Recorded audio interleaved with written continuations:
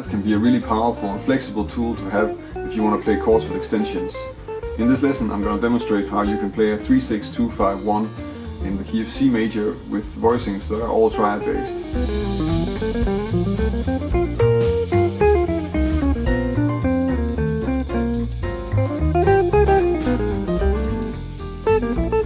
So let's first try and find some triads for the different chords that we need. So our 3-6-2-5-1 in the key of C is of course E minor, A7, D minor, G7 and C major. If we look at the C major chord like this, then you could look at that as being a C major 7 drop 2 voicing, but you can also look at it as being this triad, which is an E minor triad, with a C in the bass. The same goes for this C major 7 voicing. E minor triad with a C in the bass. So for the C major chord we can use the E minor. If we look at a D minor 7, that's in fact this triad, so an F major triad with a D in the bass. And in the same way, our G7 is a B diminished triad with a G in the bass. For the A7 we need, we want to have a flat 9 in there, so in fact the triad that I'm using for that one is of course G diminished triad. And I'm using that because we have a G and a C sharp, so we have like the 7th and the 3rd, and then I have a B flat which is a flat 9, which is a nice sort of defining note for the sound of this chord in this context. The E minor is of course the same as the D minor, so that's just going to be like a G major triad. So just to cover those triads, for the C major triad we get these inversions. For the D minor we get the F major triads, and that's these. G, and then the A7 flat 9.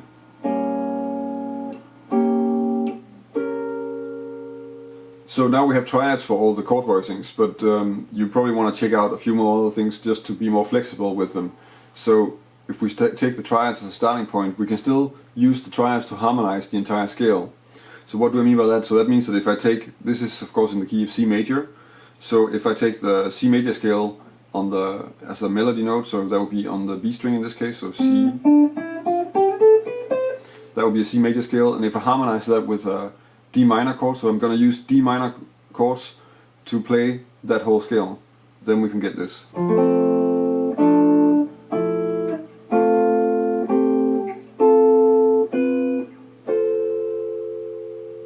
So what we have here is just that for every note in the C major scale we have a D minor voicing that we can use. And that's just taking out the triads and then altering the top note to get the notes that we need in the melody, which is going to help us. When we need to come up with it, we can then play some more varied melodies. You can of course do this for all of them. I'm not going to go over the G7 and the C major. Maybe just because the A7 is a different scale, so the A7 flat 9 in this case is a chord where you would normally use the D minor harmonic scale, because it's an A7 leading to D minor. And if I harmonize that, then we get this.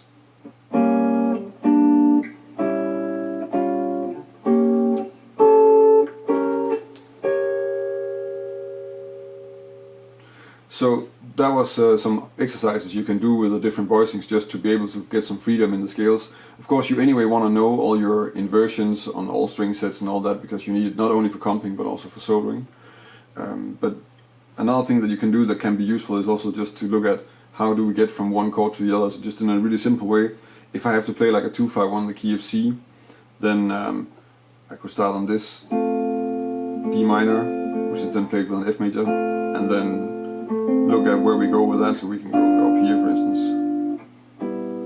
and then this, and then that way we kind of have like a 2-5-1 just played with the triad, so like F major triad, B diminished triad, E minor triad, those kind of things. Mess around with it, try to play little progressions and just get used to the sound of it and how it feels to play them and get it into your fingers, and also associating them with each other. It's very important that you associate the different triads of the chords with each other, so that you get an idea, an overview, and that you can oversee it. You can't think in too many steps when you need to find a voicing.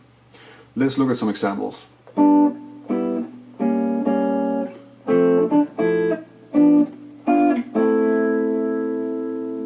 So what I'm doing here is first the E minor, just a simple G major triad of course, changing the melody note, then we get the G diminished triad on the A7 flat 9, down to an F major triad, and here I have the small melody, which I'm just harmonizing with this triad, then the G7, which is B diminished, the inversion. And then one option that I actually didn't cover in the exercises, instead of playing C major 7, I'm playing a C 6, and to play that you can use an A minor triad.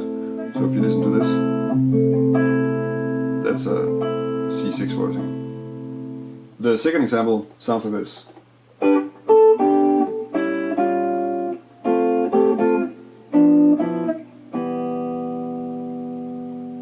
So what I'm doing here is I'm starting out of this E minor, so the G major triad, and then I'm moving down with this, and basically it's like going from this inversion to this one, and then I'm just adding this one in between to get some melody that makes sense. Then I'm going down to this A7, and then making that an A7 flat 13. Also, this is just coming out of the C sharp diminished, in fact. So this is C sharp diminished triad, and then I'm replacing the fifth with flat 13, which is also in the exercise that I went over. I think that's exercise 3, example 3. And then we get similar movement on the D minor, so I'm starting with the D minor here, and then going back and forth between this one and then this melody, down to this B diminished triad, a melodic change, which makes this triad actually a G7 13, and then an E minor triad on the C major 7. The last example sounds like this.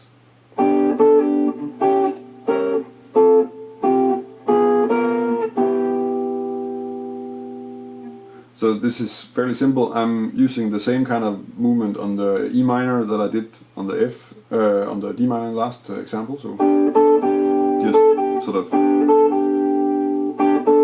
going back and forth between the 11th and the melody.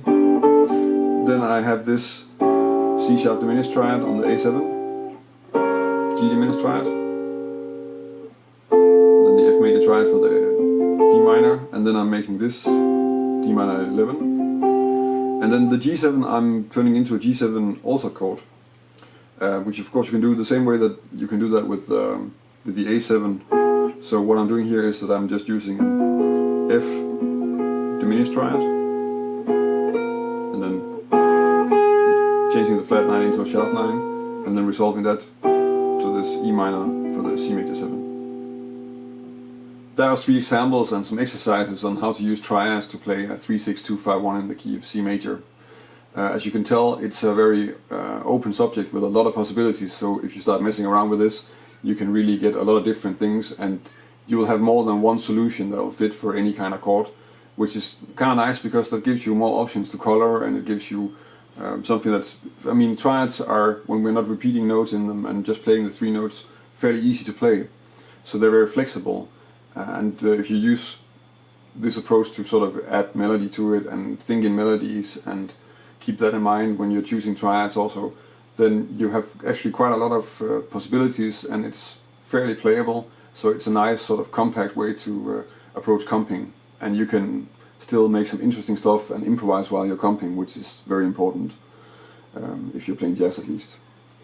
If this is the first time you see one of my lessons, then you can of course subscribe to my channel. I publish a new lesson every Thursday, and I've been doing this for a little over 2 years. So I have really a lot of lessons on my channel already, covering all sorts of stuff on jazz guitar and improvising. If you want to download a PDF of the examples of this lesson, you can follow the link in the description and go to the article on my website. There's a PDF download of all the examples if you want to check it out away from the article or away from the video. On my website you can also sign up to my newsletter if you want to stay up to date with stuff that's going on in terms of lessons in my web store, or if I'm playing somewhere or going on tour or making records. If you have any comments or suggestions for the lessons, ideas for topics that I should do lessons on, or stuff you want to ask me, then you can of course leave a comment on the video, and you can also get in touch with me on social media, so you can connect with me on Facebook, Twitter, Instagram, Google+, and let me know there. It's always nice to get feedback, and it really helps getting the lessons better. I've also been thinking about doing some sort of question and answer type videos, so if you have any questions, then maybe leave a question on my Facebook page, and then if I have enough questions I can start making these question and answer type videos. If that's something you are interested in, you can also just let me know if you're interested, then at least I know that. So that's about it for this week. Thank you for watching, and until next week.